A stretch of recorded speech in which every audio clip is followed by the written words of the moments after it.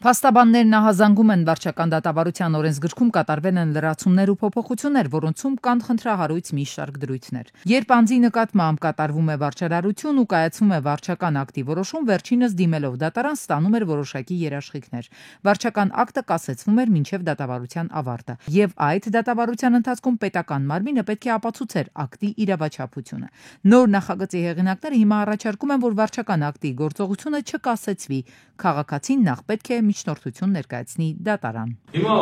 նույնիսկ եթե անհիմն ուրիշ բաներով չբնորոշեմ, ակտ է ընդունվել, դու տալ վճարել գումարը, այսինքն այդ լրացուցիչ ծախսը կրի, դրանից հետո եթե կպարզվի, ես արկեմ պետք հարցը կլուծեմ։ Այսինքն քաղաքացին ի սկզբանե դնում է վատ վիճակի մեջ։ Խնդիրն ավելի է բարդանում վարորդների դեպքում։ Օրինակ, վարորդի բալային համակարգից դիցուք մնացել է 2-ից 3 միավոր, եւ եթե վարչական ակտ կիրառվի ու վարորդը զրկվի այդ 3 բալերից, զրոյացնելով բալային համակարգը, նա հնարավորություն չի ունենա մեքենա վարել այնքան ժամանակ, մինչև դատարանով հօգուտ իրեն որոշում կայացվի։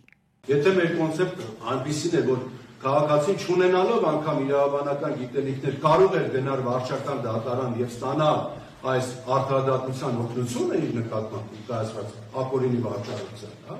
մենք այսօր դրանից զրկում ենք։ Սա մի օրինագիծ է, որը ուղղակիորեն սահմանափակում է արդար դատաքննության յուրաքանչյուր ոգի իրավունք։ Մեր սահմանադրության 61-րդ հոդվածի առաջին մասը հստակ սահմանում է, որ յուրաքանչյուր ոք ունի արդյունավետ դատական պաշտպանության իրավունք։ Վարչական դատավարության օրենսգրքում կատարվելիք լրացումներն ու փոփոխությունները կբարդացվեն նաև բիզնես գործունեություն ծավալողների համար։ Օրինակ, խոշոր գործունեություն ծավալող տնտեսվարողին տուգանում են մի քանի 100 միլիոն դրամ, եւ նոր կարգով տնտեսվարողը պետք է այդ միլիոնավոր դրամները մուծի, սպասելով նրա դատարան ներկայացրած դատական հայցի վճռի կայացմանը։